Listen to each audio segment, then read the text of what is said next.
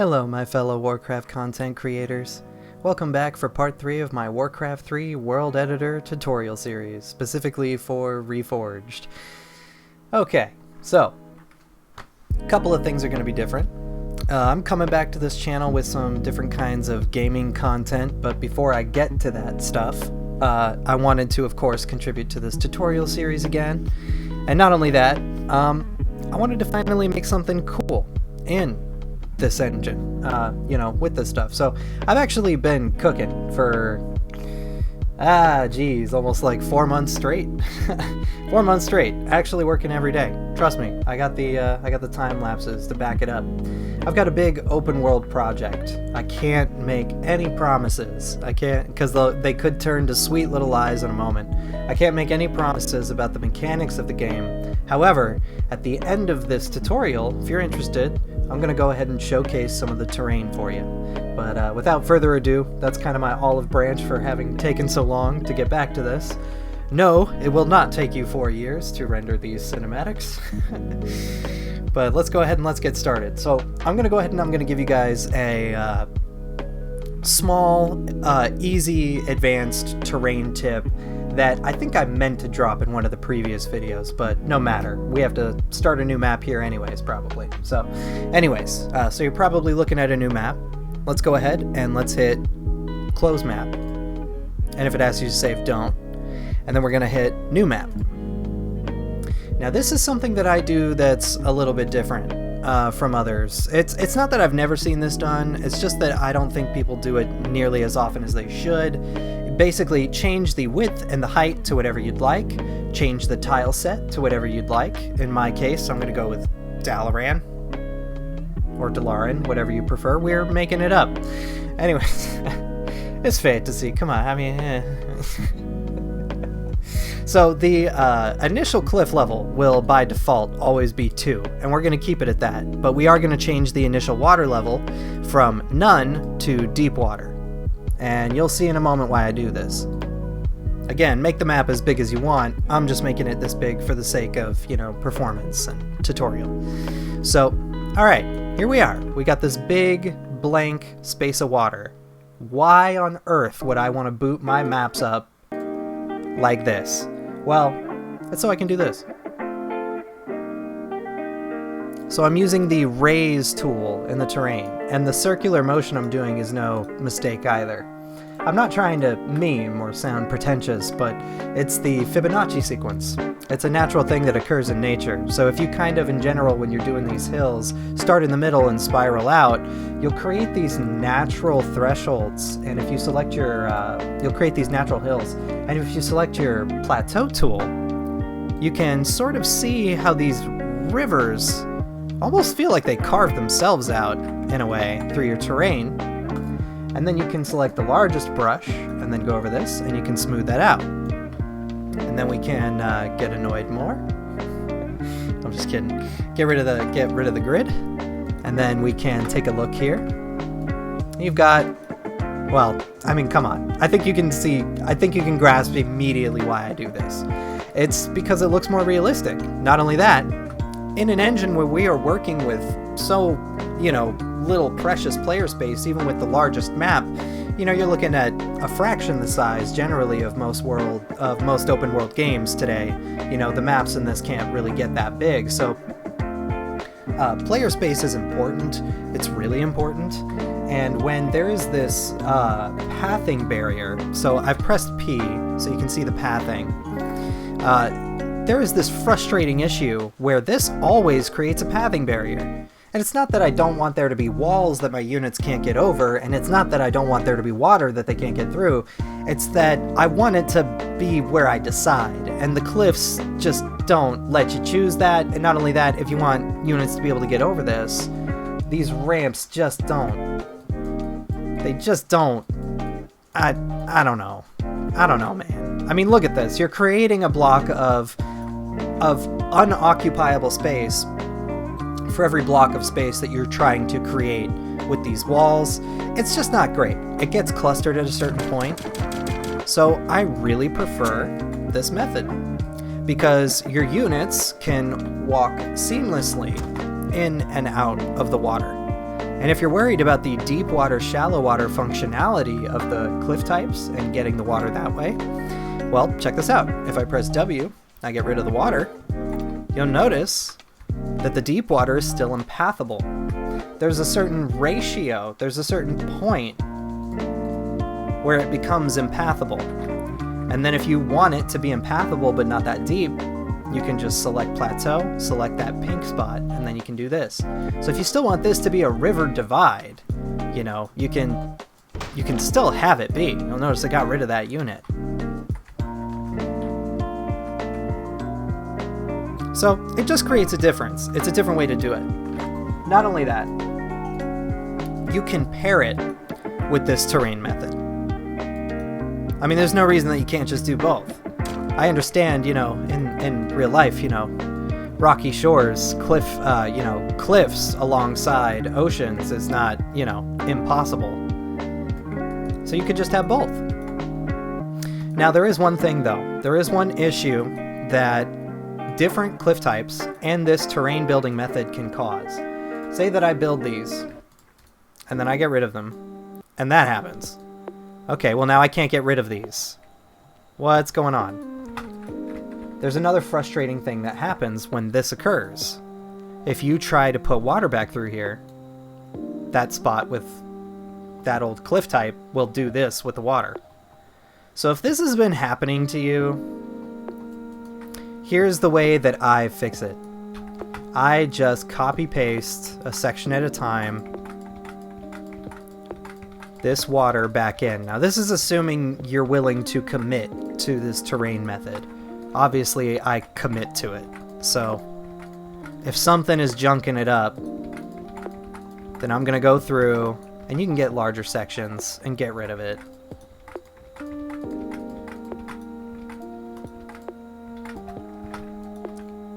And then just raise that back out of the water, like so. And again, just try and have where the land is going to be very defined to you. Try not to rework your bodies of water too much, because that stuff just starts happening and it gets really, really frustrating. But you'll notice it doesn't happen if you haven't gone back over with a new texture. The reason this is occurring is because a lot of the time when you select one of these textures, you'll notice that it's saying tiled walls, even though I'm doing just a flat level. So now if I go and I try and do this, so it's really a cliff type confliction. And the reason that the shape is so junked up is because it causes that cliff type confliction all around it, as you see. So it clusters up and it deforms the shape. It's no good. It's no fun. And when it's happening to you, you know, if you don't want to have to go pasting everything back through, you can just try raising the terrain up above the water and then just dealing with it in the spaces where you can manage it, right? Without having to totally redo, say, this space that you've been developing. So, excuse me. So, that's basically a new terrain building method for you, and a way to fix it. And not only that, like I said, this is truly the cause of this is the cliff type confliction, not my terrain method. So if it starts happening to you, that's a way to fix both, whichever way you decide to create your maps. But so anyways, that's just a quick tip, but that's not what we're here for. We're going to create a basic cinematic. So you can do things, say, like extended dialogue, Bethesda style character RPG where you have multiple choices and things like that, but that stuff is kind of tough to script, and I'm actually not very familiar with it myself. So I'm going to go ahead and learn it so that I can teach it to you in the next part. But for this part, I'm just going to teach you how to make a basic cinematic where two units are kind of talking to each other. So let's get a couple of custom units really quick.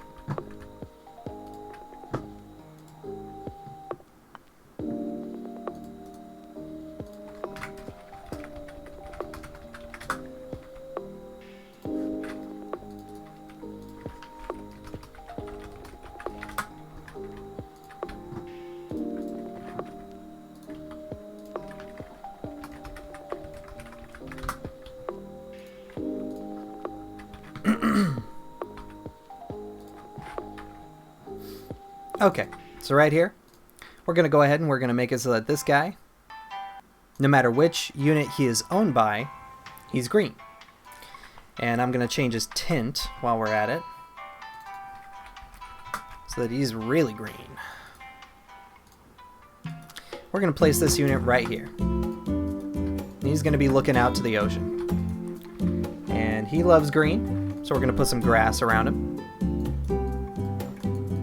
Maybe a little bit of an oasis going on with this this desert isle. And over here, we're going to put some purple tile. And I think you know where I'm going with this. We're going to put the purple mage. But we're going to actually make him purple.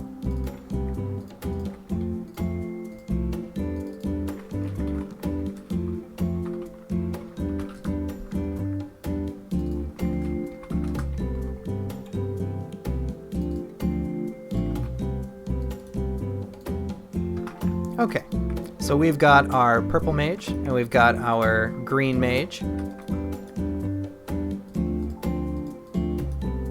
think I'll maybe do this for the purple mage side.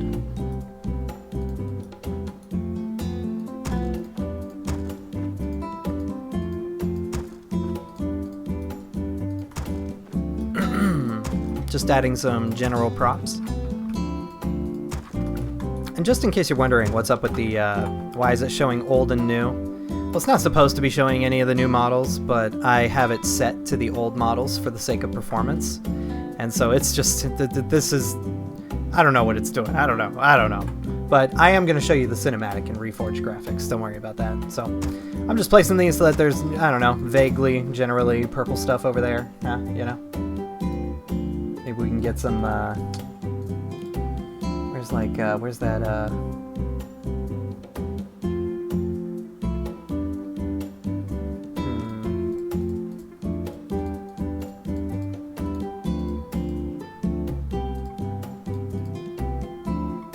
Yeah, why not? Here we go. Okay, and then on this side, we're gonna give him a whole bunch of green trees. Because my man's all about green, he loves green. That's what's up. And he's gonna be looking out on a vast green country. With a canyon through it.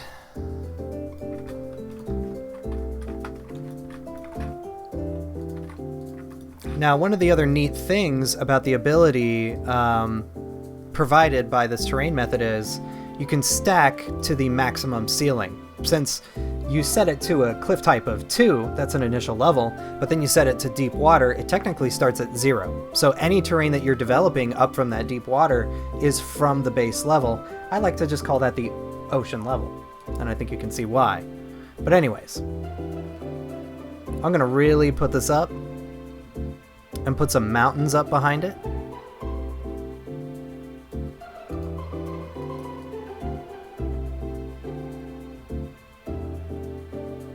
And given that we've already gone over some basic terrain methods, I'm going to take this opportunity to go over another slightly more advanced one with some warnings about it as well.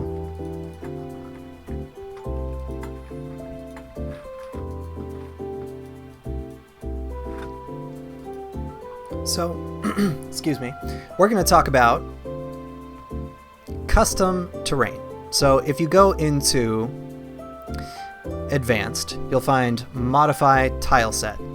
Now the warning I'm giving you is to be careful about basically tiles that have the same name as ones that you already have. They are differentiated by an ID, but I've still seen it glitch out even in that case. But the main warning is going to come with if you have two cliff types that are named the same.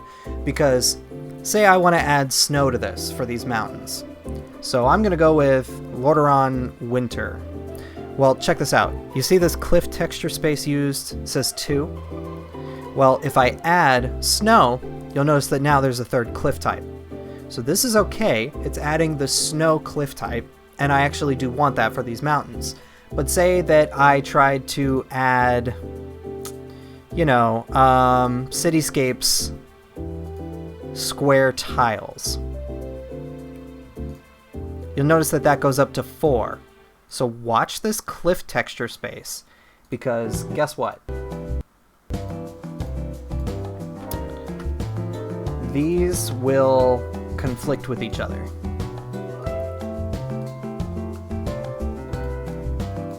Did you see it?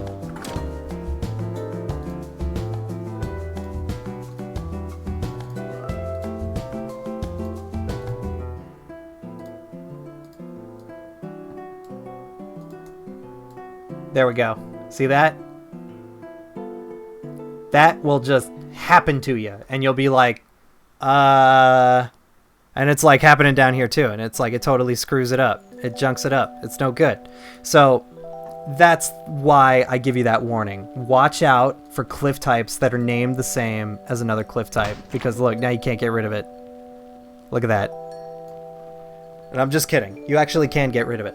You can get rid of it the exact same way that I showed you how to get rid of the other stuff. You'll notice the cliff types bug out, but you just reset it to water. That's what I do.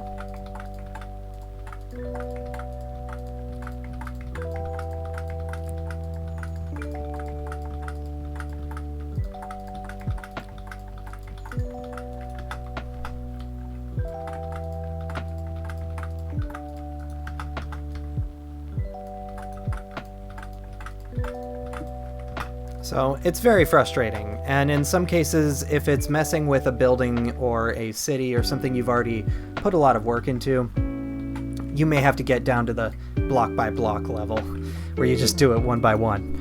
But it's possible to be precise about it. But so in this case, I'm just going to leave this. I'm going to take some sections of plateau here, kind of create like some shallow waters and stuff like that down here.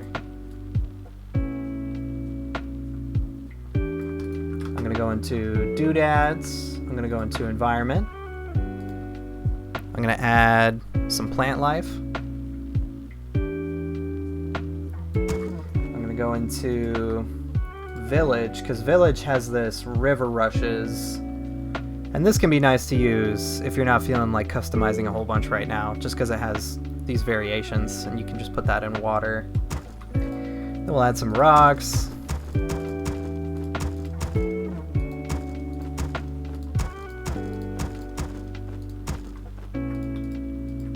Add some more shrubs. Then we'll add trees.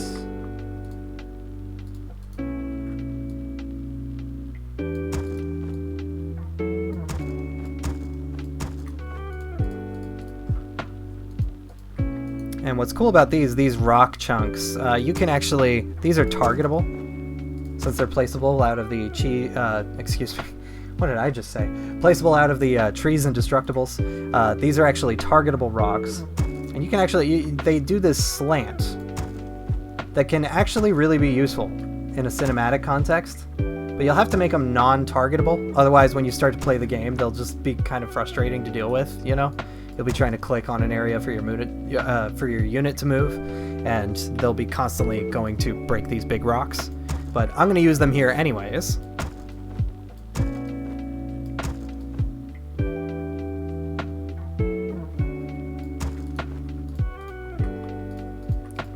And I'm also going to use some waterfall effects.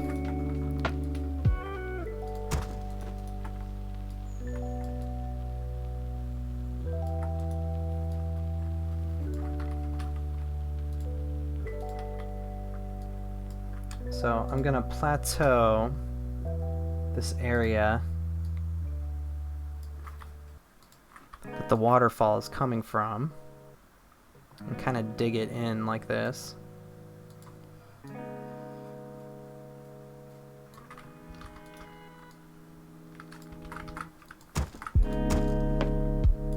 Again, I'm not trying to make it look its absolute best or perfect or anything. You can use page up and page down to change the size of the waterfalls. If you're not happy with the default that it has set, you can open the object editor. You can go into doodads, go to water, find the waterfall that you're using, And right here you'll see editor minimum and maximum scale. Personally, when I'm making stuff these days, I tend to just get to a point where I by default set it to 5 and 0.01 so I can make it whatever size I decide. So now we can reselect this and you see it can be all these different kinds of sizes. Right? So that's my max, that's 5. And what's cool about the 0.01, you can flatten these out. And you can actually wind up saving some performance space using a ton of waterfalls and rivers and stuff and instead just use these effects. I think you even see kind of Blizzard doing that themselves, you know, in various cases.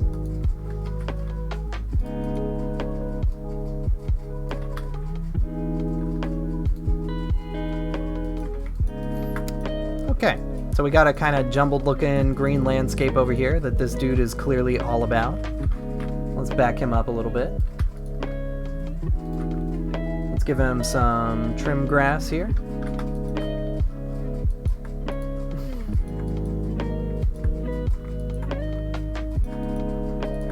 Because he's just all about that green, baby. He's all about it. Oh, I don't want these floating lily pads in the grass over there.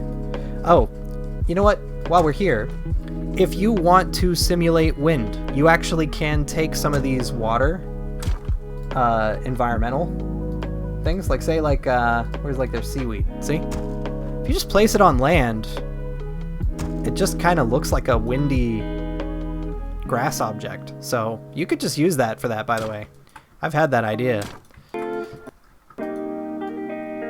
Let's throw some of this seaweed down here. And then let's also go into cinematic. No, excuse me. Let's go into environment. Psh, not even that. Why are birds? Okay, birds are props. Yeah, birds are cameras. So, birds are props. Okay. I was looking for birds. Alright. Okay. We're gonna put a fire pit right here. So these two magi are strong, you know, they're stuck on this isle. One of them really does not like the color green, and he's gonna let you know it. He's definitely gonna let you know that. But let's go ahead and let's make these snowy mountains over here I was gonna make with this custom tile set.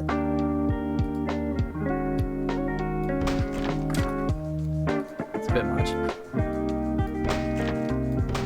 So you'll see I can stack these crazy high due to this terrain method and having started down at deep water.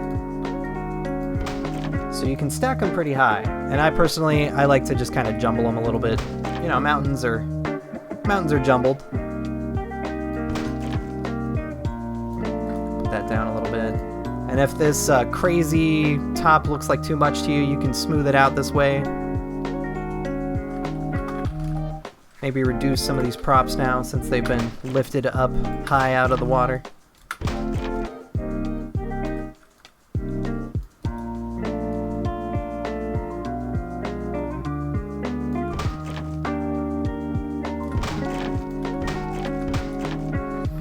And then let's add a region to the snowy area.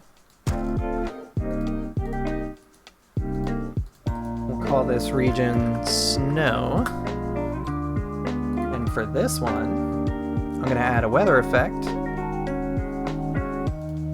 of snow. So it's snowing over there. I mean, we are trying to make a cinematic, aren't we? Alright, so let's go ahead and let's also set our default sky. This is also where you can change other map properties. So if you're tired of your maps being just another Warcraft 3 map, this is actually where you change that. So we'll say Sunfire Take 2, because this is actually my second time trying to make this video. Alright, and for the description, we're going to go ahead and we're going to say a cinematic tutorial for YouTube. And the author, we're going to change it to me. Okay.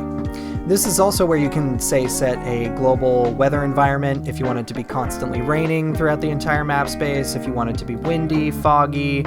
I think in this case, I'm going to go ahead and I'm going to put a constant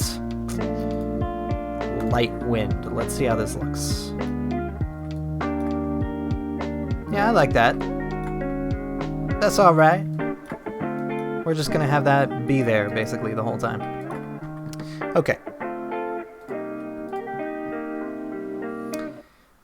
As you go down the line, you'll notice that there's these other options and things that you can change. I don't want to get too much into this, but you can also make it so that if you only use the standard definition models, or if you only use the HD models, you can set it to be classified that way, which it will then flag it with a warning when somebody is booting that up in the custom game menu.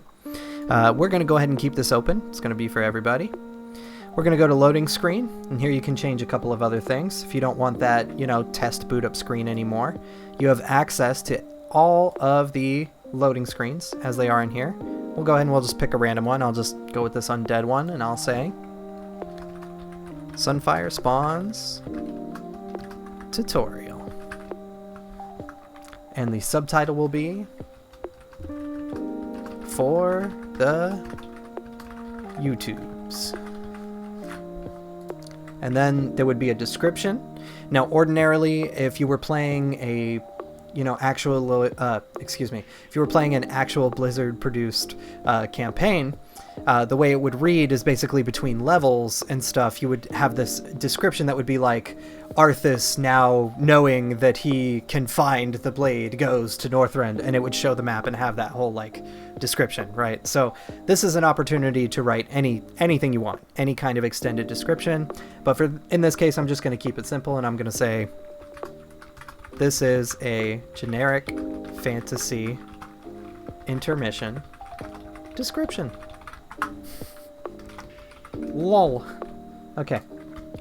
So that's how you can customize the map name, all that kind of stuff. You'll notice I haven't even saved it yet. So here it will show up as Untitled 1, but even in Warcraft, it will now show up as whatever I titled it as. So without further ado, let's go into the map preferences again, because there was one thing I wanted to change in here. You can change the sky here. So I'm going to set it to Fall Sky. So there you go. Now it will automatically default back to this skybox whenever a cinematic is over. Because you can change the skybox in cinematics too.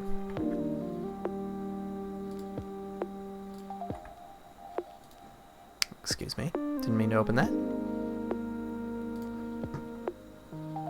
You can also change the time of day while you're in here, so you can make it, say, fixed to be, midnight, dawn, whatever. So in this case, let's go ahead and let's just say fixed at midnight.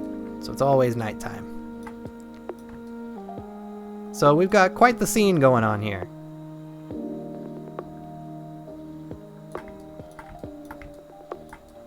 I think it's about time that we start programming this cinematic. So, what's up with this this red mage? Why do I got this red mage?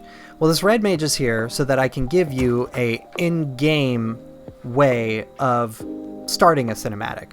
So we're going to program one that starts right when the game starts, and then we're going to program one that starts if this unit dies.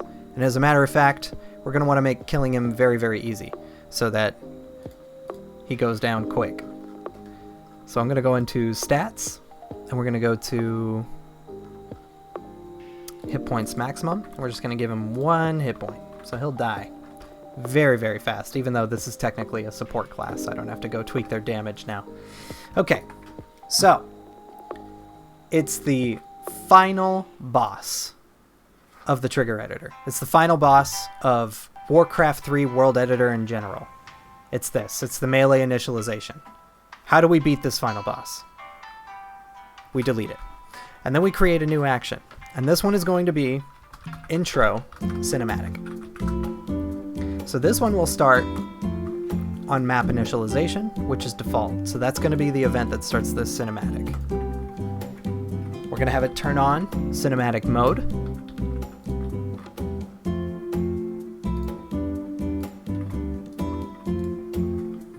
And And then we are going to apply camera. Apply camera object for player 1 red. Select a camera. We haven't created one yet. So we're going to go ahead and we're going to start.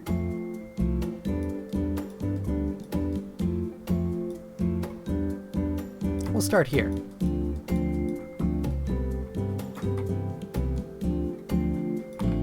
Let me get rid of some of these trees, move them over a little bit. Clogging up my scene. There we go. Okay.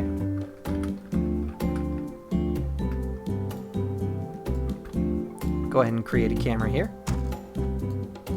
And I want it to do a bit of a zoom while it's doing this intro. So I'm going to go ahead and copy this and paste it.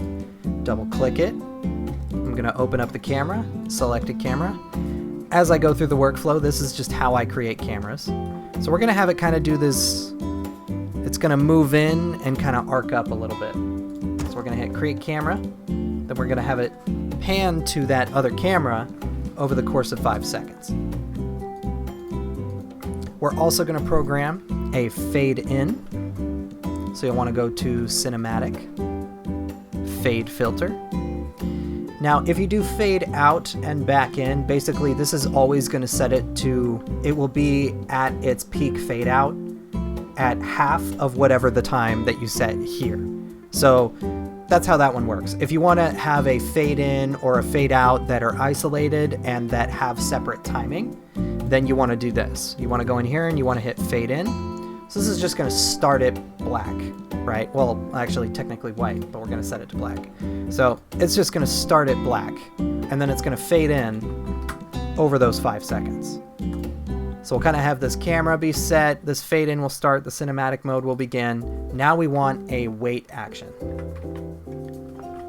It's going to be 5 seconds. So that the camera has time to do that, we've got time for the fade in to happen and all that stuff. But here's another thing. Even though we have set a default sky, I want the skybox to change for this particular cinematic. So I'm going to go to environment, set sky to, and we're going to change it to fogged sky. So when the game starts, it's going to run this cinematic. It's going to change the sky from what I've set it to now to this skybox. And then it's going to start fading in and panning over here. But I want it to do one more thing. We're also going to create a new weather effect. It's just going to start raining. So it's raining now. Now that we've panned in, I want one of these units to talk. So we're going to go to cinematic, transmission from unit. So this is going to send transmission to all players from unit named name. So this is a little frustrating. You do have a nameplate in the classic graphic style, but if you go to the Reforged graphic style, it's only going to show the name that you enter here. So just make it say whatever you want it to. If you want it to match the unit that it is, go ahead and do that. But I'd also like to remind you of, say, Lord of the Rings. Nobody at the beginning, at least among the hobbits, is supposed to know that Aragorn is Aragorn. They know him as Strider or Ranger or whatever. So this way you could still say name a unit that's potentially a big spoiler character, and you could say mysterious stranger. So in that case, let's go ahead and let's do this. So we're going to go to variable, but you'll notice we don't have one yet, so we're going to select a unit. In this case, it's going to be Mr. Purple, the Purple Mage. And he is definitely not purple. Okay? He's not. And it's going to play no sound. Now, I don't want to get too branched off here, but you can have it play different sound effects, those kinds of things. You know, old school RPGs used to kind of have this thing where when dialogue would appear, you'd almost hear a character just go like, "Ah, blah, blah, blah," and they would just make some noise, and then you would just see text. Like, you know, maybe old school Nintendo stuff, you know.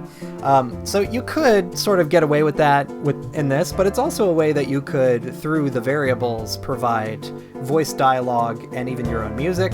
But again, that's outside the scope of this video. So I'm just trying to tell you what the sound function does and how you could theoretically use it.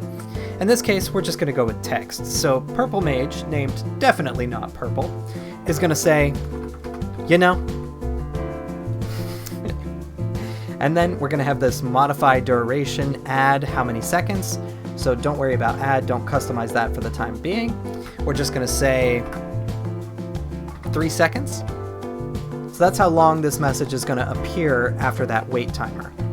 So let's go ahead and let's add a wait timer down here that's going to be just slightly longer than that dialogue.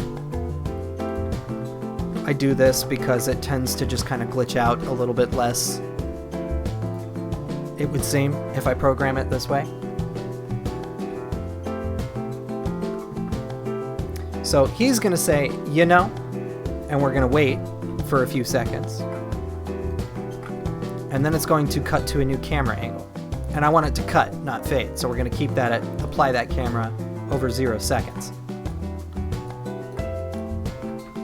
And we're going to cut to this angle.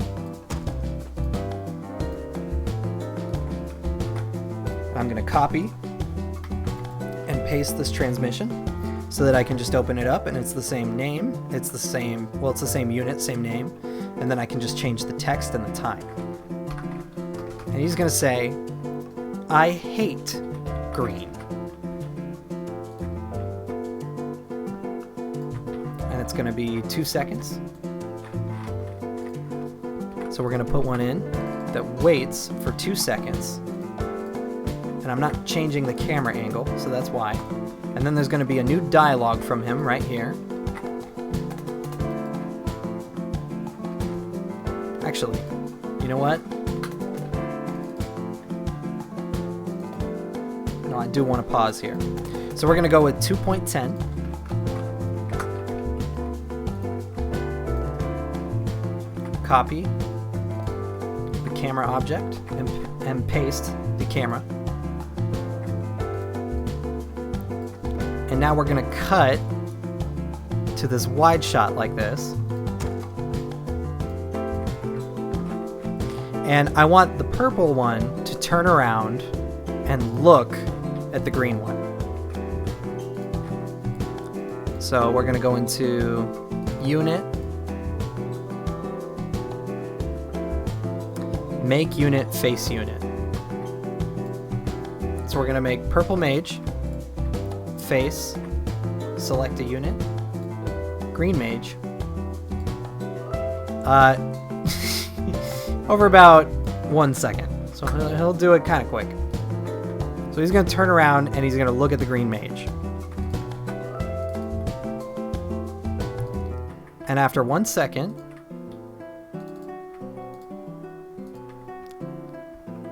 we're going to get a dialogue from him. That says, I hate everything that's green.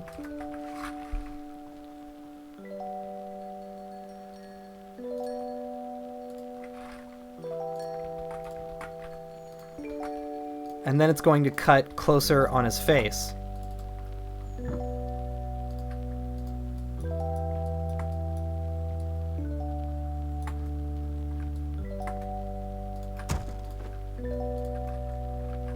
And he's going to say,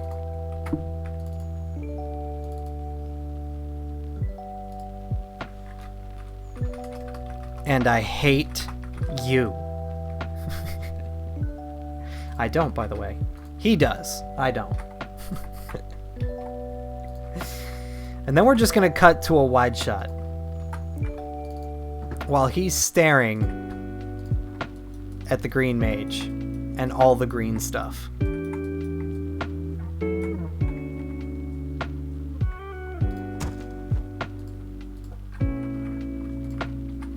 And we're going to wait for 1 second.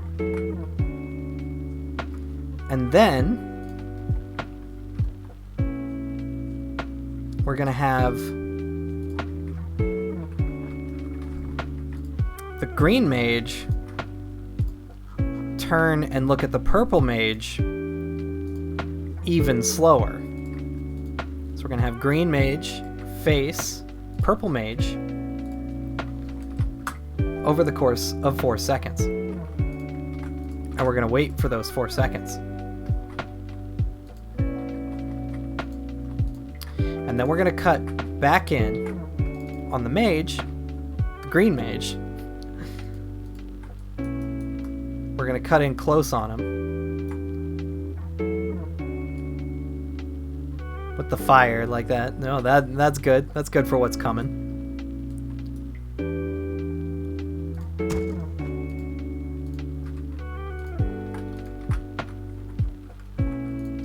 And then the green mage is going to give his first line of dialogue.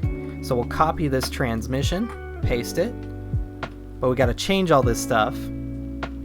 So now it's going to be coming from the green mage.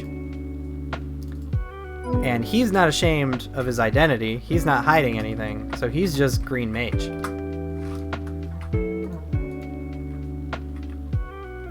And he's going to say, "Are you seriously doing this right now?"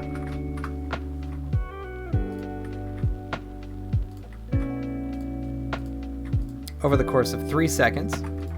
So again, with dialogues, you want just kind of like a 0.10 seconds for the dialogue to end before you cut. It just helps it. Otherwise, you'll have dialogue windows that tend to kind of bleed over into the next one, into the next shot. So after that, we're going to cut back to the purple mage.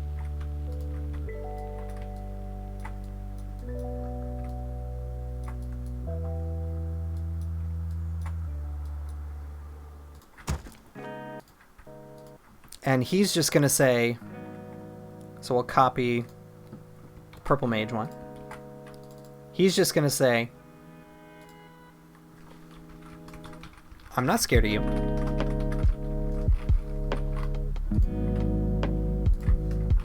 And we're going to wait 2.10 seconds.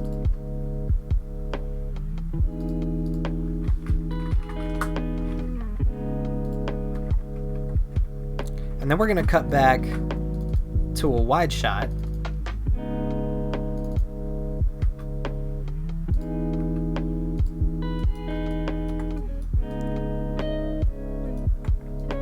You know, the two of them staring at each other.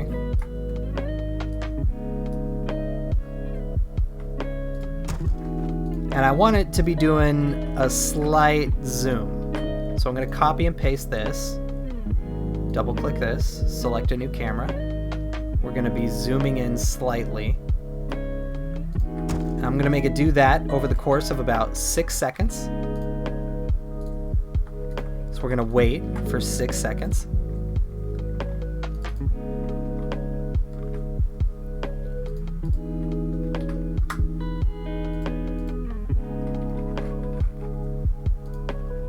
And then we're just going to cut back to the purple mage again.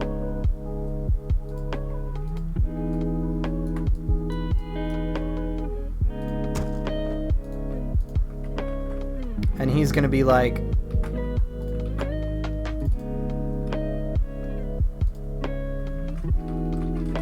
"What are you doing?"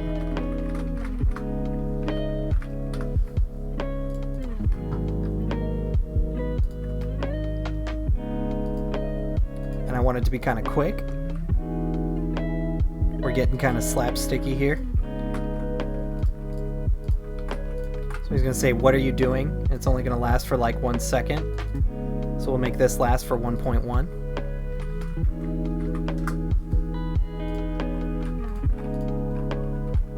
And then we're going to cut back to that same pan again.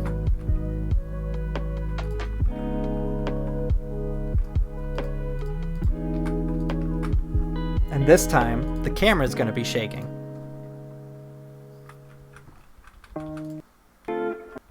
So you'll want to go to Cinematic.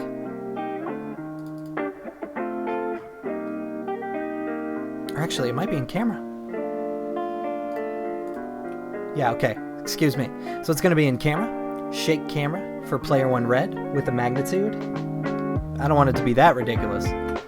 We'll say 1. So this is a way, by the way, that you can, I think you can see lots of different ways that you can use this. It's shaky cam. You know, you could apply this to a shot that's showing horses running. You could apply it to a battle scene. You could apply it to a volcano erupting. You could apply it to a city being destroyed, a war battle, you know, earthquake, all kinds of stuff, you know. So, but in this context, we're just going to use it for representing whatever kind of weird, overcharged power he seems to be cooking up there. Now we're going to cut back again to the purple guy. And he's just going to say,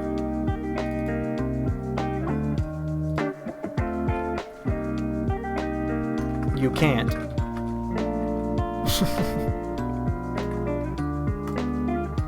And it's going to wait for 1.10 seconds. And then we're going to cut back to that same panning 6-second shot again, but this time the magnitude is going to be nuts. It's going to be we're going to make it a 4. So now the camera's really shaking. And then we're just going to cut to a steady wide shot. So I'm going to make a new camera for this.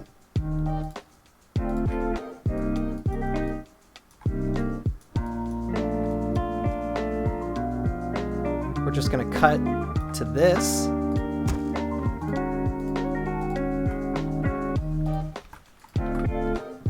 And after just 1 second, 1.10 seconds,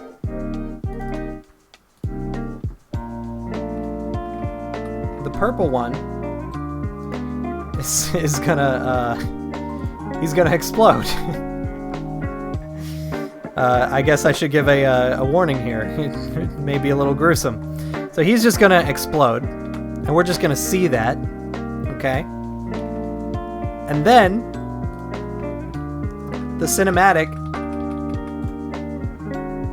is just gonna end.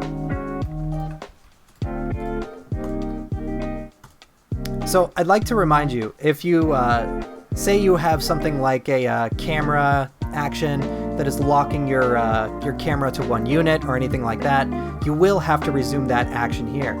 Given that I'm just using the standard in-game camera without locking it to any units, I'm just going to let it shut off because I can just scroll and then it will reset the camera to the standard camera. So it should just end the cinematic here basically, and then it will resume control over my unit. So there is one other thing I think I'm going to add here just for fun. So when he starts casting this thing, when it starts doing this zoom, let's change the skybox. So set sky.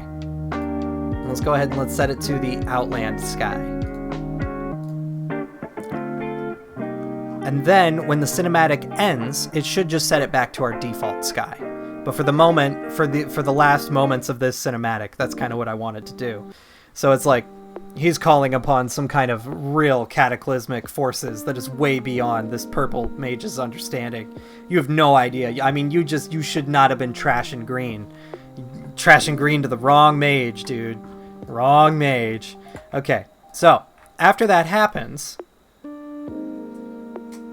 let's go ahead and let's get a second cinematic that can be going on, right? Because I did tell you I wanted to make one that's going to be based on map initialization, so when the game starts, but then let's have one that's based on a different event. So let's have maybe a follow-up cinematic to this. How are we going to accomplish this? So here's the deal. Who's this red guy? Why did I put him here? Well, this is why. First, at the beginning of this action, let's go and let's make it hide this unit. So unit, hide, select a unit, red mage. So the reason I'm doing this is so that I can create a trigger that is not activated until the end of this cinematic. Basically, it's going to go like this. Excuse me. New action. Follow-up. Cinematic. Events. unit dies. So in the event that the red mage dies, we're going to start a new cinematic. So cinematic mode, apply camera,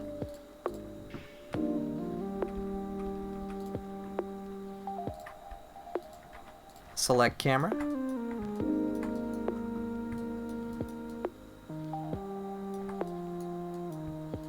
so if he dies, it's going to apply this camera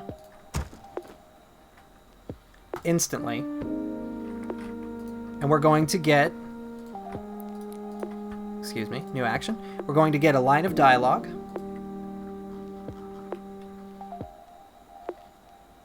So transmission from unit, from the green mage, named actually hates red, and the green mage is going to say, "Finally!" And he's gonna, that message is gonna last for only about 1 second. So we're then going to put a wait action for 1.10. And then we're going to get another transmission from him. It's going to say,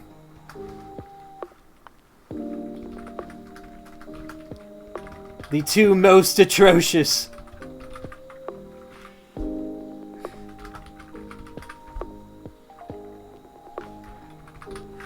The two most atrocious colors. And that's going to go for 3 seconds. So we'll set this to a 3.10.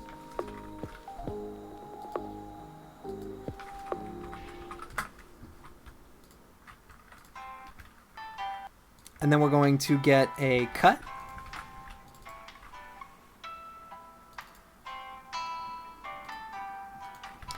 And I want it to be this kind of overhead shot, like it's almost like a grand cosmic thing at this point.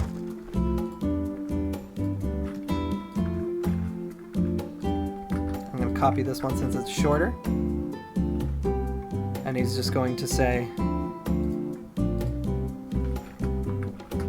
"Gone at last!"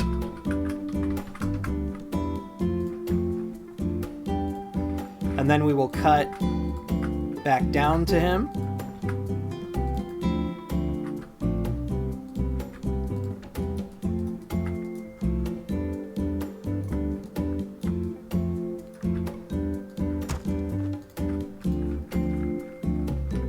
We'll wait a second. And he's going to say,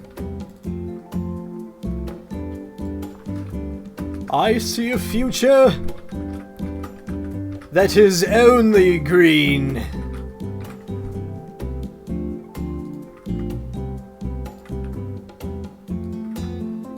That will last for about 2 seconds.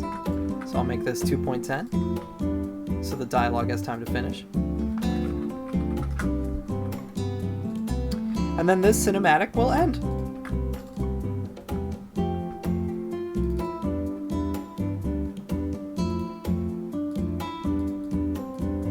And when it does,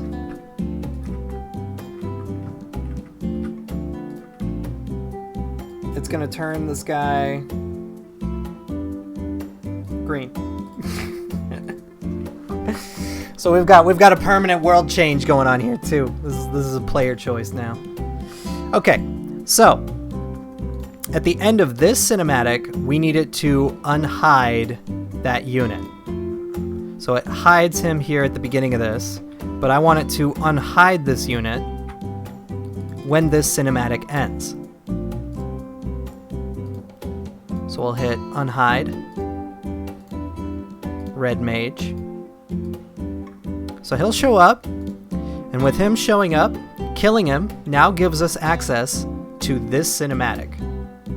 Let's go give it a test. So, saving my map. Don't worry about any of these warnings. We're going to call it 2.0.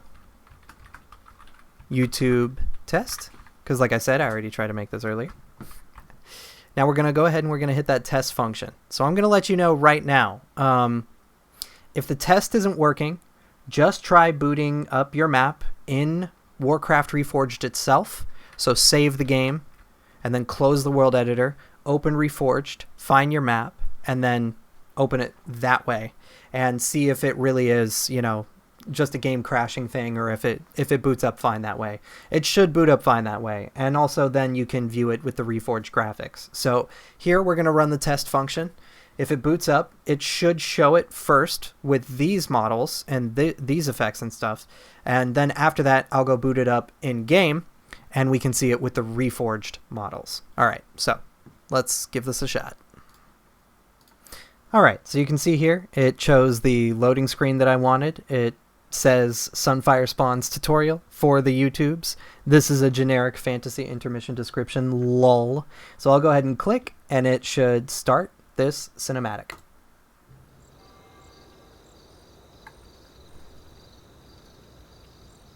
You know. And he should turn to face him. I hate green.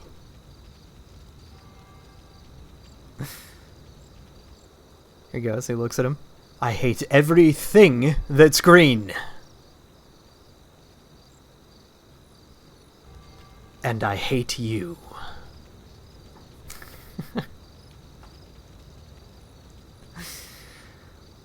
So now the green slowly turns and looks at him. Are you seriously doing this right now?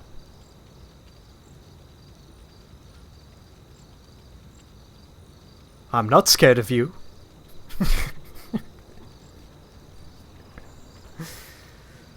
Okay. Now we get the zoom.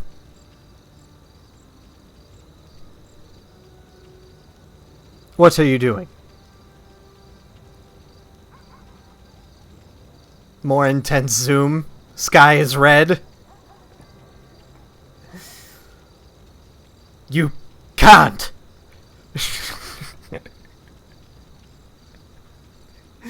Oh god! Yes, he can! And now?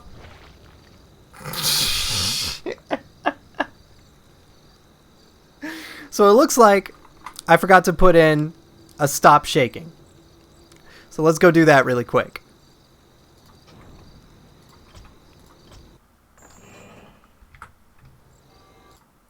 So back in here for the intro cinematic. Let's go and let's find this. So we're going to have the... Where's the shaky cam? Where does it start? Here we go. Shake the camera. Shake the camera. And then right here, right before the unit explodes. Let's have the camera stop shaking then. So we'll say camera, stop swaying and shaking for player 1 red. All right, now let's jump back to that cinematic. Okay, so we are resuming this. You know. So he's going to say, I hate green.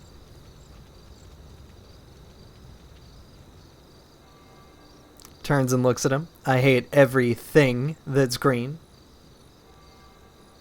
We got these birds flying around in the scene. And I hate you.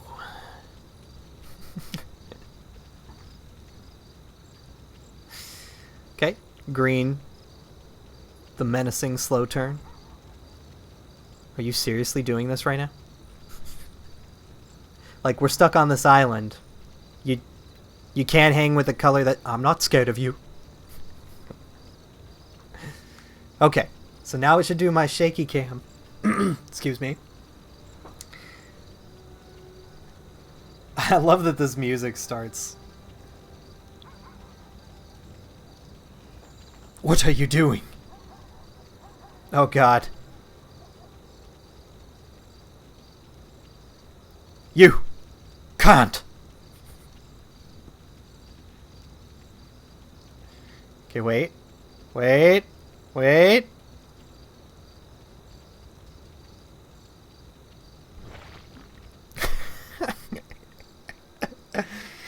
Ugh. Okay, so there we go. If I scroll in and out, you'll see it resumes to camera function. You'll see that the red guy is now visible. And he's a bloody paste over here. So let's kill the red guy. Finally! And you'll see his name switches to actually hates red. The two most atrocious colors.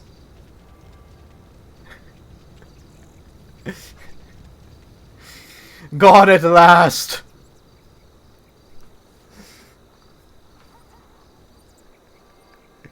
I see future that is only green. now that's So now the sky is green. And you'll notice it didn't switch it back. So it didn't go back to the default color. So it will maintain that skybox, whatever you set it to, for the rest of the game until you change it back. And obviously it won't stop shaking the camera until you set that to turn off as well. So if you want to see how some of this terrain looks as you're moving through it and stuff, say like if you go up to the high cliff, you will be able to see sort of the skybox edges. That's if you're using default camera functions. But aside from that, using this terrain method honestly just looks great. There's really no reason that you shouldn't do it. It's pathable. We can also break these rock chunks, like I said. I think it'll take him forever, though. He doesn't have very high base damage. He'll be doing this all day. Yeah, but so it's pathable, like I said. So I hope this was helpful to you guys. It showed you how to do a lot of different dynamic things. I gave you this sort of helpful advanced terrain tip. Just a more realistic look, maybe, to the water and the rivers and stuff. So let's give this one more sort of eye candy thing. And let's go ahead and let's boot this up in the Warcraft 3 Reforged game itself and see what all of this looks like with the updated graphics. Okay, so here we are. This is the Warcraft 3 Reforged game. Let me make sure that it's actually set to my Reforged graphics because it likes to, yep, see, likes to do that to me. So I'll go ahead and set that and save it. We'll go into the custom games menu. Never mind that, I wouldn't worry about that. That's nothing important at all. And let's go see, you'll see, yeah, my YouTube rules. That's why I had to redo this. Now, so we've got Sunfire Take 2, a cinematic tutorial for YouTube. So we'll go ahead and we'll create a game here. So it's just us. You'll see it's got that basic description. You can see that this is our map. We've got the snowy mountains over there, the water here, and we've got the purple platform, all that stuff. So let's go ahead and let's boot this up. Let's see what it looks like in the actual game itself. So you can see it's chosen this Tears Fall Glades map. This is a generic fantasy intermission description, lol. So all this stuff boots up the same. Let's see what it looks like.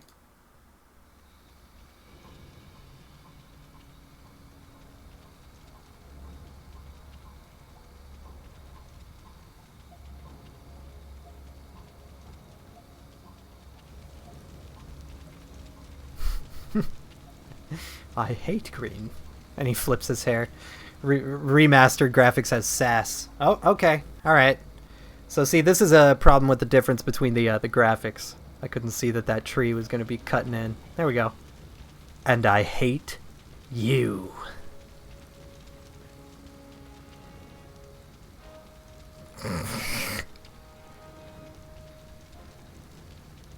Are you seriously doing this right now?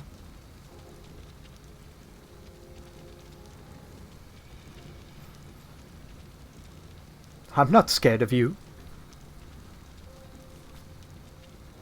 Definitely not purple. Oh boy. Flips his hair. What are you doing? Oh no. Oh no.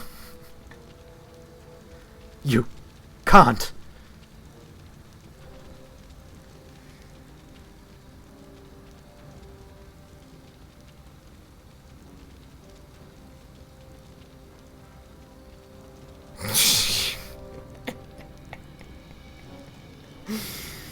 Okay. Normal camera control. Same deal. We can see how everything looks in Reforged. You can see how this looks with the Reforged graphics, all that stuff. Looks pretty good. And if I go and I kill the red mage...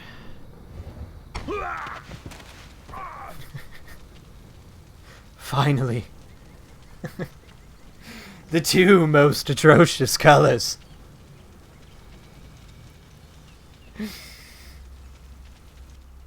Gone at last.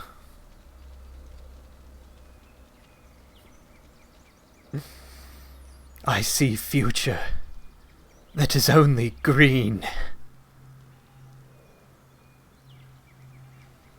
Yeah, here we go. He gets his green future. Congrats, bro. So, here you go. This was a pretty basic cinematic, you know, a little goofy, but you can see how there's a lot of variables that you can do with it, and just there you can see that there's two different types of events and ways that you can do these cinematics. So, if you have a cinematic that you like and you just want to change how it starts, if you want to change the camera angles, change the timing, anything like that, you could just swap that stuff around however you please, you know? So, hopefully this was useful to you. I was kind of making it just kind of on the fly. But I do have one thing I'm going to go ahead and I'm going to show you now. I will just say right now that I'm going to cut off the dialogue because I don't want to make any sweet little lies. I can't make any promises about the functionality of the game, but I can give you a cinematic overview of this project that I've been cooking up. So sit tight. I'll go ahead and I'll boot that up for you guys right now. Okay, so this is fun. It's actually glitching out with the Reforged assets on me right now, and unfortunately, I'm running out the clock on this project today.